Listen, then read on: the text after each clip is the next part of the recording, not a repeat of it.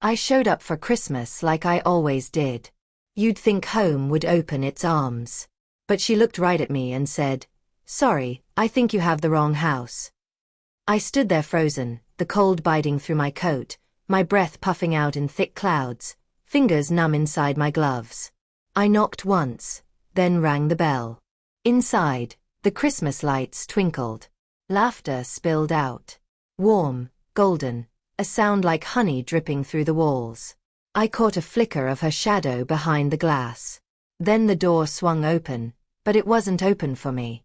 "I don't recognize you," she said, voice like glass, calm, but cold. "Are you serious?" I blinked. "It's me." The door clicked shut, not slammed, just a final quiet shut. The sound echoing in my chest. I stepped back into the biting cold. For a second, I thought it was a joke, a twisted prank. But then I heard it. The muffled laughter, the clinking glasses, the warmth of family spilling inside, and I wasn't there. My phone buzzed in my pocket. His name lit the screen. I answered, voice tight. "Don't be upset," he said like it was a favor. "You know we couldn't let you in." "What?" I whispered, staring at the glowing windows, vision blurring. "It's complicated," he said. "Just don't make a scene." A scene. My voice cracked, but all I could hear was cold silence. I hung up. I stood by my car, staring at the house I helped save. Last year when things got tight, it was my paycheck keeping the roof over our heads. When money was short, I covered groceries, bills, holiday gifts. I was the fix-it kid, the invisible safety net. Years of nights skipping dinner, eating instant noodles in my tiny apartment, working 2 jobs. They called it luck. I called it sacrifice. "Hey, can you help with the electric bill? He needs gas money again. Can you spot him? Your dad's stressed. Can you help with the mortgage?" A bit here, a bit there. Years of being their bank, their safety net, their invisible family. I still remember last Thanksgiving, I paid for the whole meal, the roast, the pies, even the fancy wine. But when it came time for the family photo, I was shoved aside, told to take the picture instead. "Just wanted the family," she said, waving me off with a smile. I laughed it off. A little jab, a misunderstanding, I told myself. But then the gift stopped coming. He got a new car for his birthday. A gift from them. When I asked why not me, she chuckled. "You never needed anything. You're so independent." Independent. The polite word for alone. Whisper started. Jokes behind my back. He thinks paying a few bills makes him family. Always throwing money around. But what else does he have? And her smile, a knife. He's got potential, but if only he could support his brother more. Support. I paid his student loans, covered his rent, co-signed his card. When I mentioned my own tight budget, her voice went low, disappointed. Family is about sacrifice. Sacrifice. I thought of my birthday, the one they all forgot. The hospital bill I covered when he slept on the porch. They never told me he was okay for weeks. The time I cancelled plans because he called crying for help again. But that Christmas night, standing in the cold, door slammed in my face. I saw it clear.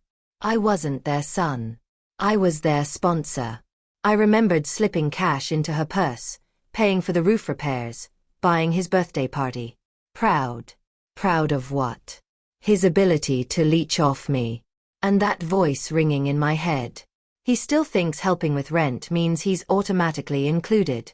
I sat in my tiny apartment, Christmas tree blinking dimly, phone buzzing with messages, please, guilt, demands. But the words were the same. No apologies. Just commands. The next morning, I made the calls, cancelled the automatic transfers, closed the joint emergency account, blocked the gas card he used. Each click was a door slamming shut. Final clean, no regret. By evening, my phone was a storm. Dozens of missed calls. Messages flooding in. I didn't answer.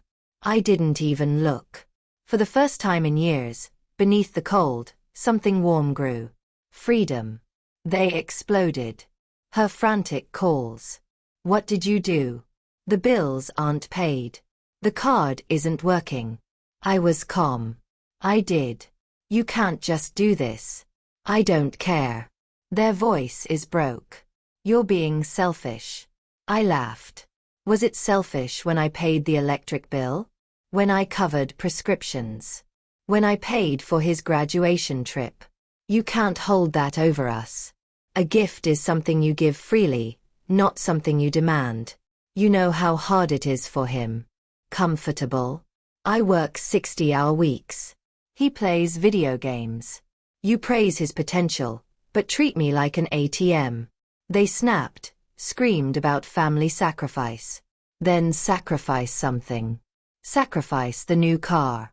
Sacrifice the vacations. Sacrifice his struggle and tell him to get a job. He called, furious. You can't just cut us off. We're family. No, not anymore. I laughed. Was I invited to Christmas or just expected to pay for it? Then the group text, family meeting now. I almost ignored it, but a cold fury pulsed in my veins. I grabbed my coat and went. The house glowed with fake warmth. She was blotchy and tear-streaked. He paced, fists clenched. He slouched, foam glowing in the dark. This has gone too far. We're family. I stepped forward, voice steady but fierce. You did the moment you closed the door on me. Laughed behind my back. Decided I was just a wallet. She gasped. You're a son, aren't you? I was here when you needed rent, the roof fixed, car repairs. But Christmas. I was nothing. He pleaded. Come back. Help out like you always do. No. Her voice broke. We love you. I looked at them all. I felt nothing but cold certainty. You love my money. You love my money. Me. I was just convenient. I turned and left. The cold bit at my face, but it felt like freedom. Their calls flooded in. Pleas, guilt, anger, but I let them ring. I woke to silence. Not heavy, anxious silence, but clean, quiet peace. Weeks later, I found an old family album. Smiling faces, birthdays, summer days. A message buzzed, an apology, regret. I stared at it, then deleted it. No anger, no guilt, just quiet, powerful freedom. The past was a closed door. And I was finally free to walk my own path.